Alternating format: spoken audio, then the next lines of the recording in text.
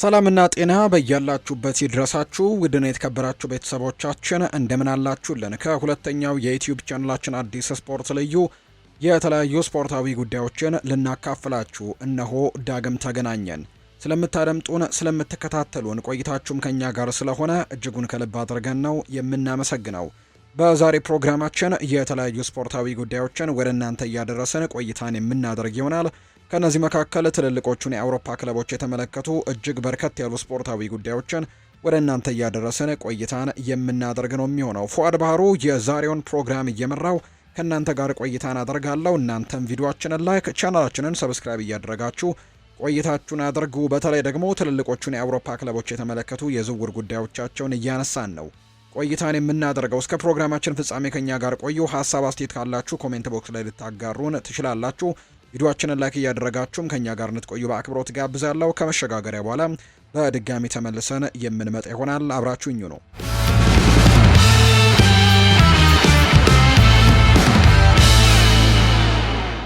ወደ ቀዳሚው መረጃችን እናምራ። አርሰናልና ማንቸስተር ዩናይትድ የናይጄሪያዊውን አጥቂ ቪክተር ኦስሜንን ፊርማ በመሻት የአጥቂ ክፍላቸውን ለማጠናከር እየተንቀሳቀሱ ነው። የናይጄሪያዊ ኮከብ በቱርኩ ክለብ ጋላታሳራይ እጅግ አስደናቂ ብቃትን እያሳየ የሚገኝ ሲሆን የፕሪሚየር ሊግ ክለቦች ትኩረትንም በድጋሚ ስበዋል። በክረምቱ የዝውውር መስኮት እስከ 140 ሚሊዮን ዩሮ ሊያስወጣ እንደሚችል የሚገመት ነው። የፕሪሚየር ሊግ ክለቦች ይህንን ከፍተኛ ሂሳብ ለመክፈል ፍቃደኛ መሆናቸው ባይረጋገጥም ኦስሜን ከቼልሲ ጋር ግን ስሙ መነሳት ጀምሯል። እንደ ስፖርትስ ቡም ዘገባ ከሆነ አርሰናልም በዚህ የ27 ዓመት ናይጄሪያዊ አጥቂ ላይ ከፍተኛ ፍላጎቶች ያሉት አሰልጣኝ ሚኬል አርቴታ ኦስሜን ለቡድኑ ስኬት የመጨረሻው የእንቆቅልሽ መፍቻም አድርገው ነው የሚመለከቱት። የጋላታሳራይ አጥቂ በዚህ የውድድር ዓመት ብቻ በ24 ግቦች ላይ ቀጥተኛ ተሳትፎን አድርጓል። አርሰናል ጠንካራ ቡድን መገንባት ቢችልም በታላላቅ ዋንጫዎች ላይ ዘወትር ለመፎካከር ግን አሁንም አስተማማኝ ግብ አስቆጣሪ ይፈልጋሉ። ቪክተር ዮኬሬሽ በቂ ግብ ማስቆጠር ያልቻለ ሲሆን ጋብርኤል ሄሱስ ደግሞ በውድድር ዓመቱ መጨረሻ ክለቡን ይለቃል ተብሎ ነው የሚጠበቀው። ኦስሜን የአርሰናል የአጥቂ ክፍልን ሙሉ ለሙሉ ሊለውጥ የሚችል ድንቅ ዝውውር እንደሆነ በርካቶች ግምቶቻቸውን እየሰጡ ነው። ወደ አንዱ የእንግሊዝ ታላላቅ ክለቦች የመዘዋወር እድል ለናይጄሪያዊ አጥቂ አጓጊ ይሆናል። በፈረንሳይ፣ ጣሊያንና ቱርክ ብቃቱንም አሳይቷል። አሁን ደግሞ በፕሪሚየር ሊግ አዲስ ፈተናን ለመጋፈጥም ትክክለኛ ጊዜው ሊሆን እንደሚችል ነው የሚታመነው። በተመሳሳይ ማንቸስተር ዩናይትድ በአጥቂ ክፍሉ ላይ ተጨማሪ ጥልቀት ይፈልጋል። ጆሹዋ ዘርክዚ በክረምቱ ይሸጣል ተብሎ የሚጠበቅ ሲሆን ክለቡ ቤንያሚን ሼስኮንም ሊያግዝ የሚችል ልምድ ያለው አጥቂ እንደሚፈልግ ነው የሚነገረው። ይሁን እንጂ ዩናይትድ ለቪክተር ኦስሜን የተጠየቀውን ዋጋ ለመክፈልም ዝግጁ መሆኑ ገና የሚታይ ነው። 140 ሚሊዮን ዩሮ ከፍተኛ ገንዘብ ሲሆን ሁለቱም የፕሪሚየር ሊግ ክለቦችም ሌሎች የቡድናቸውን ክፍሎችም ለማጠናከር ይኖርባቸዋል። ለዚህም ደግሞ አጥቂ ሲሉ ከፍተኛ የገንዘብ ወጪንም ለማድረግ ይወስኑ እንደሆነ ማየቱ የሚታሰብበት ጉዳይ እንደሆነ ነው መረጃዎቹም የበጡት። ቶትናም ሆትስፐርስ በአሁኑ ወቅት እጅግ አስቸጋሪ ጊዜን እያሳለፈ ሲሆን በፕሪሚየር ሊጉ ላለመውረድ እየተፋለመ ይገኛል። በመሆኑም በክረምቱ የዝውውር መስኮት በርካታ የለንደኑ ክለብ ተጫዋቾች ከክለቡ ሊለቁ እንደሚችሉ መረጃዎች እየወጡ ነው። የ19 ዓመቱ አማካይ አርቺ ግሬም ከሚለቁ ተጫዋቾች አንደኛው ሊሆን እንደሚችል ተገምቶ ነበር። ሆኖም ግን የስፖርትስ ቡም ዘገባ እንደሚያሳየው ተጫዋቹ ቶተንሃም ከፕሪሚየር ሊጉ ቢወርድ እንኳን ክለቡን ለቆ ለመሄድ እንደማይገፋ ነው ለክለቡ ማረጋገጫ የሰጠው። ይህ መረጃ ለቶተንሃም ትልቅ ብርታት የሚሰጥ ሲሆን ተጫዋቹ ያሳየውን ታማኝነት በክለቡ አካባቢ ያለውን ስሜትም እንደሚያነሳሳው ጥርጥር የለውም። ቶተንሃም በሚቀጥሉት ሳምንታት ያለበትን ሁኔታ መለወጥ ይችል እንደሆነ ማየቱ የሚታሰብበት ጉዳይ ነው። ክለቡ ጥራት ያላቸው ተጫዋቾች ያሉት ሲሆን ጊዜያዊ አሰልጣኙ ኢጎር ቱዶር የተጫዋቾችን ምርጥ ብቃት ማውጣት እንደሚችሉም ተስፋ ተጥሎባቸዋል። ቀድሞ የነበሩት አሰልጣኝ ቶማስ ፍራንክ የተጫዋቾቹን ምርጥ ብቃት ማውጣት ባለመቻላቸው ከክለቡ እንዲሰናበቱ መደረጉ የሚታወስ ነው። የቀድሞው የዩቬንቱስ አሰልጣኝ ኢጎር ቱዶር ዴኒሻዊውን አሰልጣኝ ከተኩ በኋላ እስካሁን የሚጠበቅባቸውን ለውጥ ማምጣት አልቻሉም። ሆኖም ግን ቶትናም ከወራጅ ቀጠናው ለማዳንም ከፍተኛ ጥረት እንደሚያደርጉ ነው የሚጠበቀው። እንደ ቶትናም ያለ ትልቅ ክለብ በየዓመቱ ለቻምፒየንስ ሊግ መፎካከር ሲገባው አሁን ግን ላለመውረድ በሚደረግ ትግል ውስጥ መገኘቱ በርካቶችን አስገርሟል። ቶትናም ምርጥ ተጫዋቾችን ለማቆየት በሊጉ መቆየት ይኖርበታል። ምንም እንኳን ይህ የ19 ዓመት ድንቅ ተጫዋች በቶትናም ለመቆየት ዝግጁ ቢሆንም ክለቡ ወደ ታችኛው ሊግ መውረዱ ግን እንዲሁ በክለቡ እንዲለቅም እንደማያደርገው ጭምር ነው እየተነገረ የሚገኘው። ክለቡ የሚወርድ ከሆነ በክረምቱ በርካታ ምርጥ ተጫዋቾቹን ግን ቶተናም ሊያጣ ይችላል። ቶተናም ለአርቺ ግሬ ዝውውር 40 ሚሊዮን ፓውንድ የከፈለ ሲሆን አሁን ላይ ደግሞ ተጫዋቹ በሪያል ማድሪድ እና በባየር ሚኒክ አይን ውስጥም ገብተዋል። ሁለቱ ክለቦች በክረምቱ የ55 ሚሊዮን ፓውንድ ሂሳብን በማቅረብ የቶትናምን አቋም ሊፈትኑት እንደሚችሉ የሚያሳዩ መረጃዎች ናቸው የበጡት። ሊቨርፑል በውድድር ዓመቱ መጨረሻ የአትሌቲኮ ማድሪዱን ተከላካይ ማርክ ፑቢልን ለማስፈረም ፍላጎት አሳይቷል። ይህ የ22 ዓመት ተጫዋች በስፔኑ ክለብ ዘንድም ከፍተኛ ግምት የሚሰጠው ሲሆን እስካሁንም ጥሩ ብቃት እያሳየ ይገኛል። ከስፔን የወጡ ዘገባዎች እንደሚያመለክቱት የተጫዋቹ ብቃት የሊቨርፑልን ትኩረት የሳበ ሲሆን በክረምቱ የዝውውር መስኮት ጥያቄ ለማቅረብም ተስፋ አድርገዋል። ኢብራሂማ ኮናቴ በክረምቱ ከክለቡ ጋር ያለው ኮንትራት የሚጠናቀቅ ቢሆንም እስካሁን ከፕሪምየር ሊግ ሻምፒዮን ጋር ደግሞ አዲስ ውል አልፈረመም። በመሆኑም ሊቨርፑል ፈረንሳዊውን ተከላካይ የሚተካ ሌላ ተጫዋችን እንደሚፈልግ ነው የተነገረው። ስፔናዊው ፑቢል ለረጅም ጊዜም ጠቃሚ ዝውውር ሊሆን እንደሚችል ተነግሯል። ጆ ጎሜዝም ከክለቡ ሊለቅ እንደሚችል የሚጠበቅ በመሆኑ ሊቨርፑል ሁለገብ ተከላካይ ይፈልጋል። ይህ የ22 ዓመት ወጣት በመሃል ተከላካይነትም ሆነ በቀይ መስመር ተከላካይነት የመጫወት ብቃት ስላለው ለክለቡ ተመራጭ ነው። ፑቢል የሊቨርፑልን የተከላካይ ክፍል ለማጠናከር የሚረዳ ሲሆን ለፕሪምየር ሊጉ ሻምፒዮና የመጫወት እድልም ለእሱ አጓጊ ሊሆን ይችላል። ፑቢል በአትሌቲኮ ማድሪድ ዘንድ ከፍተኛ ዋጋ የሚሰጠው ተጫዋች በመሆኑ ክለቡ በቀላሉ ይለቅባል ተብሎ አይጠበቅም። እስከ 2030 ድረስም የሚያቆይ ኮንትራት ስላለው አትሌቲኮ ተጫዋቹን ለመሸጥ ምንም አይነት ግፊትም ማድረግ የለበትም። በመሆኑም ሊቨርፑል ተከላካዩን ለማስፈረም ከፍተኛ ሂሳብ ሊከፍል ይችላል። ሊቨርፑል በዚህ ውድድር ዓመት በተከላካይ ክፍሉ ላይ ደካማ እንቅስቃሴን እያሳየ በመሆኑ ዳግም ለዋንጫ ለመፎካከር በዚህ የሜዳ ክፍል ላይ መሻሻል የግዴታ ይጠበቅበታል። በሚቀጥሉት ወራት ስፔናዊው ተከላካይን ያስፈረሙ እንደሆነ በርካቶች የሚጠብቁት ነው። ሊቨርፑል ከታሪኩ አንጻር በዚህ የውድድር ዓመት አጥጋቢ ያልሆነ ጊዜን እያሳለፈ ይገኛል። ለቀጣዩ የውድድር ዓመትም ለቻምፒየንስ ሊግ ማለፍ ሊሳነው የሚችልበት እድል ሰፊ ነው። ክለቡ በደረጃ ሰንጠረዡ ከመጀመሪያዎቹ 4 ክለቦች ውስጥም ሳይገባ ጥራት ያላቸው ተጫዋቾችን መሳብ ይችል እንደሆነ ግን ወደፊት የሚታይ ነው። የቼልሲ ከፍተኛ አመራሮች ሊያም ዴላፕ በለንደኑ ክለብ ያለውን ቆይታም ሊቀይር ይችላል የሚል እምነት ስላላቸው በዚህ በክረምት የዝውውር መስኮት ክለቡን ለቆ እንዲወጣ ላለመፍቀድ መወሰናቸው ተነግሯል። ዴላፕ ባለፈው ክረምት ከኢፕስዊች ታውን ቼልሲን ከተቀላቀለ በኋላ በስታንፈርድ ብሪጅ ቆይታው እስካሁን ባደረጋቸው 28 ጨዋታዎች ያስቆጠረው 2 ጎል ብቻ ነው። ይህም ለተጫዋቹ ጥሩ የሚባል ጅማሩ አይደለም። ቢሆንም ግን ቼልሲ የ23 ዓመቱን አጥቂ የተጠበቀውን ያክል ብቃት ማሳየት ያልቻለው በጉዳት ምክንያት እንደሆነ ስለሚያምኑ አሁንም ተጫዋቹ ውጤታማ ይሆናል የሚል እምነት እንዳላቸው ነው ስካይ ስፖርት እና ዴይሊ ሚረር የዘገቡት። የቼልሲ ደጋፊዎች በዚህ ዜና ላይ የተለያዩ ስሜቶች ሊኖራቸው ይችላል። ተጫዋቹ እስካሁን ደካማ ቢሆንም ለማሻሻል ግን ተጨማሪ ጊዜ ሊሰጠው እንደሚገባ ነው የሚታመነው። ቀደም ሲል እንደዘገብነው ከሆነ ማንቸስተር ዩናይትድ ይህንን የእንግሊዝ ከ21 ዓመት በታች ብሔራዊ ቡድን አጥቂ በቅርበት ሲከታተሉት እንደነበር እናስታውሳለን። ዩናይትድ ተጫዋቹ ቼልሲን ከመቀላቀሉ በፊትም ፍላጎት እንደነበረው ነው የሚነገረው። ዴላፕ ወደፊት ብቃቱን ሊያሻሽል ቢችልም የቼልሲ ደጋፊዎች ግን ክለባቸው በአሁኑ ሰዓት ለውጥ ማምጣት የሚችሉ ተጫዋቾች ላይ ትኩረት እንዲያደርግ ነው የሚፈልጉት። ሆኖም ግን ቼልሲ ዴላፕ ለተቀናቃኙ ማንቸስተር ዩናይትድ አሳልፎ ሰጥቶ ተጫዋቹ እዚያ ውጤታማ ቢሆን ግን ለምዕራብ ለንደኑ ክለብ ትልቅ ውድቀት ነው ሊሆን የሚችለው። የቼልሲ ደጋፊዎች በዣኦ ፔድሮ ወቅታዊ ብቃት ደስተኛ ቢሆንም ክለቡ ግን አሁንም ውጤታማ አጥቂዎችን በማስፈረም በኩል እየተቸገረ ነው። ዴላፕ ልክ እንደ ኒኮላ ጃክሰን እና ክሪስቶፈር ኢንኩንኩ ሁሉ የሚጠበቀውን ያክል ብቃት ማሳየት አልቻለም። ወደ ኋላ ብለን ደግሞ ብናይ እንኳን እንደ ሮሜሉ ሉካኩ፣ አልቫሮ ሞራታ፣ ራዳሜል ፋልካኦ፣ ጎንዛሎ ሂግዋይን ያሉ ትልልቅ ስሞች ክለቡን ተቀላቅለው ሳይሳካላቸው ነው የቀሩት።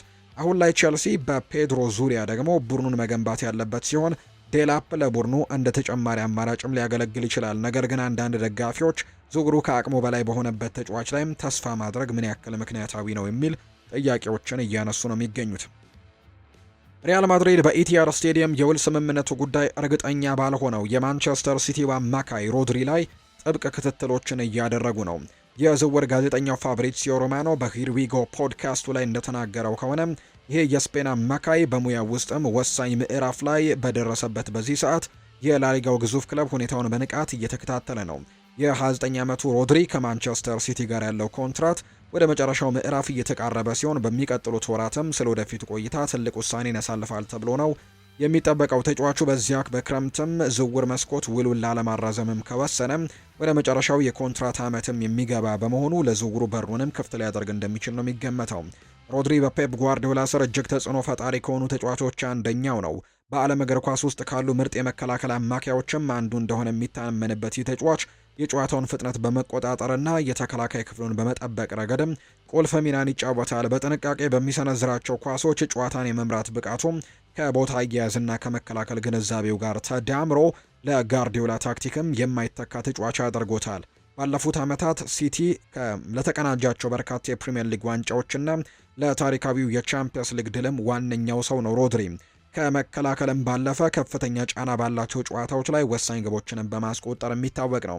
የሪያል ማድሪድ የሮድሪ ፍላጎት የመጣው ባለፈው ዓመት ኤሲ ሚላንን የተቀላቀለው የረጅም ጊዜ መሪያቸው ሉካ ሞድሪችን ለመተካት በሚያደርጉት ጥረት ውስጥ አካል ነው። ክለቡ አዳዲስ ተሰጥኦችን ከልምድ ጋር በማጣመር አዲስ የአማካይ ክፍል ትውልድን ለመፍጠርም እየሰራ ነው። የሮድሪ ብቃት ከዚህ ስትራቴጂ ጋር ፍጹም የሚጣጣም ነው። በከፍተኛ ደረጃ ያለው ልምድ፣ የታክቲክ ስነ ስርዓቱና የአመራር ብቃቱ በሚቀጥሉት ዓመታት የሪያል ማድሪድን አማካይ ክፍል ለመምራትም ተመራጭ ያደርገዋል። ማንቸስተር ሲቲ ወሳኝ ተጫዋቾቹን ለማቆየትም ከፍተኛ ጥረት እንደሚያደርግ ቢጠበቅም የሪያል ማድሪድ ፍላጎት ግን ሁኔታውን በመላው አውሮፓ በትኩረት እንዲጠብቅም አድርጎታል ነው የተባለው። ማንቸስተር ዩናይትድ በክረምቱ የዝውውር መስኮት የኖቲንግሃም ፎረስቱን አማካይ ኢብራሂም አሳን ጌሬን ለማስፈረም ያለውን እድልም እየገመገመ መሆኑ ተናግሯል። እንደ ፉትቦል ኢንሳይደር ዘገባ ከሆነ ይህ አይቮሪ ኮስታዊ ኢንተርናሽናል በዚህ የውድድር ዓመት በፕሪምየር ሊጉ ባሳየው ወጥ የሆነ ብቃት የዩናይትድ የታዛቢዎች ቡድን ትኩረትን ስቧል። ዩናይትድ በአዲስ ስፖርታዊ መዋቅሩ ስር ለሚያደርገው ከፍተኛ የተጫዋቾች ምልመላ ዝግጅትም አካል አድርጎ በርካታ አማካዮችን በጥንቃቄ እየገመገመ ይገኛል። ሳንጌሬ በዝርዝር ውስጥም ካሉ ተጫዋቾች አንደኛው ሲሆን ዝውውሩ ግን ክለቡ በቅድሚያ ለማስፈረም የያዛቸው ሌሎች ተጫዋቾችን ማግኘት አለማግኘቱ ላይ ሊመሰረት ይችላል። ሳንጌሬ ከፒኤስቪ አይንድሆቨን ኖቲንግሃም ፎረስትን ከተቀላቀለ በኋላ በመሃል ሜዳ ላይ ትልቅ ተጽዕኖን ፈጥሯል። በ28 ዓመቱ ይህ ተጫዋችም በአካላዊ ጥንካሬውም በመከላከል ግንዛቤውና ከኳስ ጋር ደግሞ ነጥቆ በማከፋፈል ብቃቱ የሚታወቅ ሲሆን ተከላካይ ክፍሉንም በአግባቡ የሚጠብቅ አስተማማኝ የመከላከል አማካይ መሆኑን አስመስክሯል። በ2025-26 የውድድር ዘመን ሳንጌሬ በሁሉም ውድድሮች 32 ጨዋታዎችን ያደረገ ሲሆን የቡድኑ የታክቲክ መዋቅር ምሰሶም ሆኖ ቆይቷል። የተቃራኒ ቡድንን ጥቃትን በማቋረጥና ኳስን መልሶ ለቡድን አጋሮቹ በማቀበል ረገድም ያለው ብቃት ለቡድኑ ትልቅ እገዛን አድርጓል። የዩናይትድ ፍላጎት የአማካይ ክፍሉን ጥራትና ጥልቀትን ለመጨመር ካለው እቅድ ጋር ይያያዛል። ክለቡ በመሃል ሜዳ ላይ መረጋጋትን የሚፈጥሩና በቡድን ውስጥም ያሉ ወጣት ተሰጥኦችን ሊያግዙ የሚችሉ ተጫዋቾችን እየፈለገ ነው የሚገኘው። የዩናይትድ የምልመላ ቡድን ከተለያዩ አማራጮች በተጨማሪ የሳንጌሬን የቡድን አጋር የሆነውንና በፈጠራ ብቃቱ የተደነቀውን ኤሊዮት አንደርሰንንም እየተከታተሉት ይገኛሉ። የሳንጌሬ ዝውውር ጥያቄ ከካሴሜሮ በውድድር ዓመቱ መጨረሻ ከኦልትራፎርድ መልቀቅ ጋር የተያዘ መሆኑም ነው መረጃዎቹ የጠቆሙት። የቦርንመዙ አሰልጣኝ አንዶኒ ኢራኦላ የውድድር ዓመቱ ማብቂያ እየተቃረበ ሲመጣ በፕሪምየር ሊጉ በስፋት ከሚፈለጉ አሰልጣኞች አንዱ ናቸው። እንደ አይኒውስ ዘገባ ከሆነ ማንቸስተር ዩናይትድ እና ቶተንሃም ይህንን ስፔናዊ የታክቲክ ባለሙያ ለማስፈረም ፍላጎት ካሳዩ ክለቦች መካከል ይገኙበታል። አንዶኒ ኢራኦላ ከቦርንመዝ ጋር ያለው ኮንትራት በዚህ የውድድር ዓመት መጨረሻ የሚጠናቀቅ በመሆኑ በክረምቱ ያለምንም የካሳ ክፍያ ሊገኝ የሚችልበት እድል አለ። እስካሁን አዲስ ውል ስለመፈረሙ የተረጋገጠ ነገር ባለመኖሩ ስለ ወደፊት ቆይታው የሚወሩ ወሬዎች በከፍተኛ ሁኔታ እየጨመሩ መጥተዋል። ይህ የ43 ዓመት አሰልጣኝ ከስፔኑ ራዮ ቫይካኖ መጥቶ ቦርንመዝን ከተረከበበት በኋላም ለሰራቸው ስራዎችም ከፍተኛ አድናቆትን አተርፈዋል። ኢራኦላ በተለይም በተጫዋቾቹ ላይ በሚያሳድረው ከፍተኛ የጫና አጨዋወት ወይም ፕሬሲንግ ስታይል በፈጣን የአጥቂ ሽግግር የታወቀ ነው። ቡድኑ ላይ ባለው ጥንካሬ አደረጃጀትና ትልልቅ ክለቦችን የመፈታተን አቅሙ ዘወትር ይወደሳል። ወደ እንግሊዝ ከመምጣቱ በፊት በላሊጋ ከራዮ ቫይካኖ ጋር አስደናቂ ውጤትን ያስመዘገበ ሲሆን ክለቡ ወደ አንደኛው ሊግ ከማሳደጉም ባለፈም እስከ ኮፓ ዴል ሬይ ግማሽ ፍጻሜ ድረስም ማድረስ ችሎ እንደነበር ይታወሳል። ማንቸስተር ዩናይትድ አዲስ ቋሚ አሰልጣኝን እየፈለገ ነው የሚገኘው። ማይክል ካሪክ በጊዜያዊ አሰልጣኝነት ጥሩ ስራን እየሰራ ቢሆንም ስራውን በቋሚነት ለማግኘት ግን እርግጠኛ መሆን አልተቻለም። ማንቸስተር ዩናይትዶች የመጨረሻ ውሳኔያቸውን ከመስጠታቸው በፊት እስከ ውድድር ዓመቱ መጨረሻም ያሉትን አማራጮች በጥንቃቄም እያጠኑ ይገኛሉ። በሌላ በኩል ቶተናም በቅርቡ ቶማስ ፍራንክን አሰናብቶ በኢጎር ቱዶር መተካቱ ይታወሳል። ይሁን እንጂ ስፐርስም እንደ ዩናይትድ ሁሉ በቀጣይ ቡድኑን በቋሚነት የሚረከብ አሰልጣኝ ለማግኘት ከትዕይንቱ በስተጀርባ ጥናት እያደረገ ነው። የኢራኦላ የኮንትራት ሁኔታ ለፈላጊ ክለቦቹ ነገሮችን ቀላል ሊያደርግላቸው እንደሚችል ነው የተገመተው። ዩቬንቱስ የማንቸስተር ሲቲውን አማካይ በርናርዶ ሲልቫ ኮንትራቱ ሲጠናቀቅ ወደ ክለቡ ሊያደርግ ስለሚችለው ዝውውርም ንግግር መጀመሩ ነው የተዘገበው። እንደ ጣሊያኑ የዜና ምንጭ ጋዜታ ዴሎ ስፖርት ዘገባ ከሆነ የሴሪኤው ግዙፍ ክለብ ዩቬንቱስ ይህንን ፖርቱጋላዊ ኢንተርናሽናል በነፃ ዝውውር ለማስፈረም ያለውን እድል እያጠና ይገኛል። ሆኖም ክለቡ በመላው ዓለም ከሚገኙ ሌሎች ፈላጊ ክለቦችም ጠንካራ ፉክክር እንደሚጠብቀው ነው የሚታመነው። የ31 ዓመቱ በርናርዶ ሲልቫ ከማንቸስተር ሲቲ ጋር ያለው ስምምነት ወደ መጨረሻው ምዕራፍም እየተቃረበ በመሆኑ በኢቲያድ ስቴዲየም ያለው የረጅም ጊዜ ቆይታ እርግጠኛ ያልሆነ ሆኗል። ሲልቫ በፔፕ ጓርዲዮላ ስር እጅግ ተጽዕኖ ፈጣሪ ከነበሩ ተጫዋቾች አንደኛው ሲሆን የሱ በክለቡ ደግሞ መልቀቅም ለተጫዋቾቹም ሆነ ለክለቡ ስኬታማ ምዕራፍም ማብቂያ ይሆናል ተብሎ እንደሚታሰብ ነው መረጃ የወጣው። ዩቬንቱስ ቡድኑን መልሶ ለመገንባት በሚያደርገው ጥረት ሲልቫም ለአማካይ ክፍሉ ተመራጭ ተጫዋች እንደሆነ ያምናል። የቱሪኑ ክለብ በሀገር ውስጥም ሆነ በአውሮፓ መድረክ ዳግም ተወዳዳሪ ለመሆን በሚያደርገው ጉዞ የበርናርዶ ሲልቫ ልምድን ይፈልገዋል። ሲልቫ በቴክኒካል ክህሎቱና በታክቲክ ብስለቱ በአውሮፓ እግር ኳስ ውስጥ ካሉ ምርጥ አማካዮች አንደኛው ተብሎ ይወደሳል። በአጥቂ አማካኝነት በክንፍ መስመርም ሆነ በመሃል ሜዳ ላይ የመጫወት ብቃቱ ለማንኛውም ታላቅ ክለብም ሁለገብ አማራጭም ያደርገዋል። በርናርዶ ሲልቫ ማንቸስተር ሲቲ በጓርዲዮላ ስር የበላይነቱን ሲያረጋግጥም ቁልፍ ሚና ነበረው። በቆይታው በርካታ የፕሪሚየር ሊግ ዋንጫዎችን፣ የሀገር ውስጥ ዋንጫዎችንና የቻምፒየንስ ሊግ ድልንም ተቀናጅቷል። የማይሰለች ትጋቱ፣ የፈጠራ ብቃቱና ጨዋታን የመቆጣጠር ችሎታው በደጋፊዎች ዘንድም ተወዳጅ ነው። በጓርዲዮላ ዘንድ ደግሞ እጅግ የታመነ ተጫዋችም አድርጎታል። ዩቬንቱስ ብቻ ሳይሆን የቱርኩ ጋላታሳራይና የአሜሪካው ኢንተር ማያሚ የሲልቫን ሁኔታ በቅርበት እየተከታተሉ መሆናቸው ነው የተዘገበው። ማንቸስተር ዩናይትድ በክረምቱ የዝውውር መስኮት አማካይ ክፍሉን ለማጠናከር በሚያደርገው ጥረት የናፖሊዮን አማካይ አልሃጂ ኤልማሰን ለማስፈረም እያሰበ መሆኑ ተነግሯል። እንደ ጣሊያኑ ቱቶ መርካቶ ዌብ ዘገባ ከሆነ ማንቸስተር ዩናይትዶች በዚህ የውድድር ዓመት ናፖሊ መልካም ጊዜን እያሳለፈ ለሚገኘው ለዚህ የሰሜን መቄዶኒያ ኢንተርናሽናል ፍላጎት እንዳላቸው ገልጸዋል። ኤልማስ ባለፈው ክረምት ከአረቢ ላይፕዚግ ወደ ናፖሊ ከተመለሰ በኋላ በክለብ ውስጥም ራሱን ዳግም ማረጋገጥ ችሏል።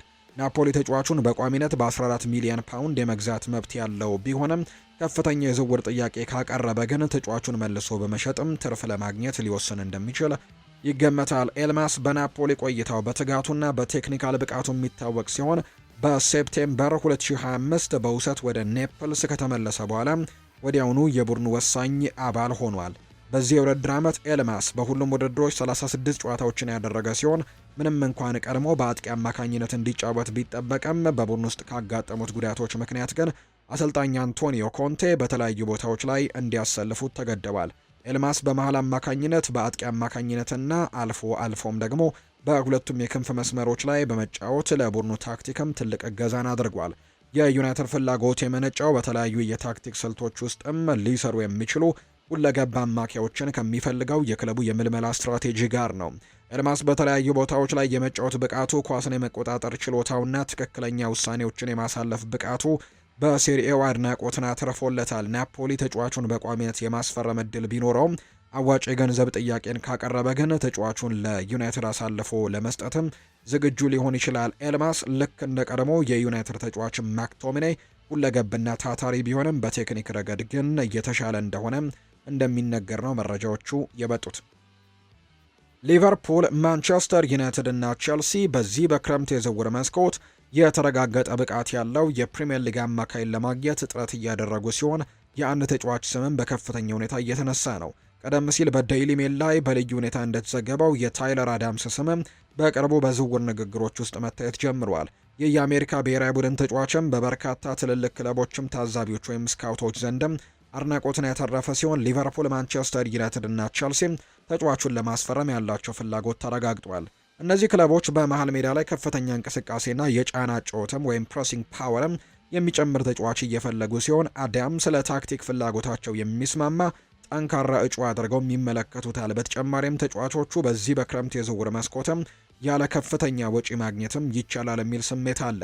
ከዝውውር ውል ወኪሎችም ጋር ቅርበት ያላቸው አንድ ምንጭም እንደገለጸው ቦርንመዝ በ30 ሚሊዮን ፓውንድ አካባቢ ለሚቀርብለት ጥያቄ አዳምስን ለመሸጥ ሊያስብበት ይችላል። ይህ ሂሳብ በፕሪሚየር ሊጉ የዝውውር ስትራቴጂ አንጻር ተመጣጣኝ ተደርጎ የሚወሰድ ቢሆንም አዳምስ ለቡድኑ ያለው አስፈላጊነትና ያለው የረጅም ጊዜ ኮንትራት ደግሞ ቦርንመዝን ጠንካራ ተወዳዳሪ ያደርገዋል። ቸልሲ የአማካይ ክፍሉን ይበልጥ ለማጠናከር የሚፈልገው አዳምስ ከጉዳት መልስም እያሳየ ያለው ብቃት ከክለቡ የክረምት እቅድ ጋርም እንደሚጣጣም የሚያምን ነው። ማንቸስተር ዩናይትድ በመሃል ሜዳ ላይ ከፍተኛ ጉልበትና ጥንካሬን የሚፈልጉት ማንቸስተር ዩናይትዶች አዳምስ ያለውን የፕሪምየር ሊግ ልምድና ዓለም አቀፍ ደረጃ እንደ ትልቅ አማራጭም ወስደውታል። ሊቨርፑልም አሰልጣኝ አርኔ ስሎት በመሃል ሜዳ ላይ የተጫዋቾችን ተለዋዋጭነት ወይም ሮቴሽን ለመጨመር አዳምስን በጥብቅ እየተከታተሉት ይገኛሉ። ቦርንመዝ ቀደም ሲልም እንደ ዲን ሃውክሰን እና አንቷን ሴሜንዮ ያሉ ኮከብ ተጫዋቾቹን ለመሸጥም እየተገዳደረ ሁሉም አዳምስም ቀጣዩ የክለቡ የገቢ ምንጭም ሊሆን እንደሚችል ነው የሚገመተው። የኒውካስል ዩናይትድ አማካይ ብሩኖ ጉማሬሽ በሚቀጥለው የክረምት የዝውውር መስኮት በከፍተኛ ሁኔታ ከሚጠበቁ ተጫዋቾች አንዱ እንደሚሆን ይጠበቃል። የዝውውር ወኪሎች ጋር ቅርበት ያላቸው ምንጮች ለከቼንድ ኦፍሳይድ እንደገለጹት ማንቸስተር ዩናይትድ ብራዚላዊውን አማካይ በውድድር ዓመቱ መጨረሻ ክለቡን ለቆ እንዲወጣ ለሚጠበቀው ካሴሜሮ እንደ ተስማሚ ተተኪ አድርጎ ወስዶታል። በፕሪሚየር ሊጉ ካሉ ምርጥ አማካዮች አንዱ የሆነው ጉማሬሽ በበርካታ የአውሮፓ ታላላቅ ክለቦች እይታ ውስጥም ይገኛል። ኒውካስል ምንም እንኳን የውጭ ክለቦች ፍላጎትን ቢጨምርም የጉማሬሽ ውል በማራዘምና በክለቡ ፕሮጀክት ውስጥም ያለውን ማዕከላዊ ሚና ይበልጥ በማጠናከርም ተጫዋቹን ለማቆየትም ቁርጠኛ ነው። ጉማሬሽ በኒውካስል ውስጥም እጅግ ተጽዕኖ ፈጣሪ ከሆኑ ተጫዋቾች አንደኛ ሆኗል። የእሱ ቴክኒካላዊ ጥራትና የማይሰለች ትጋትም ለአሰልጣኝ ኤዲ ሃው አማካይ ክፍል የልብ ትርታ ነው። ብራዚላዊው በሜዳ ላይም ሆነ ከሜዳ ውጪ መሪ ሆኖ ብቅ ብሏል።